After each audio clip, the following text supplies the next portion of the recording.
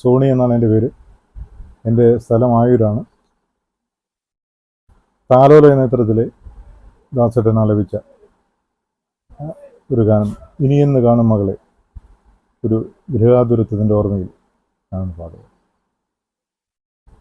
ഇനിയെന്ന് കാണും മകളെ, നിന്റെ മൊഴിയെന്ന് കേൾക്കും മകളെ, ഓമനിച്ചോമനിച്ചു കൊതി തീർന്നില്ല, താലോലം പാടി കഴിഞ്ഞില്ല.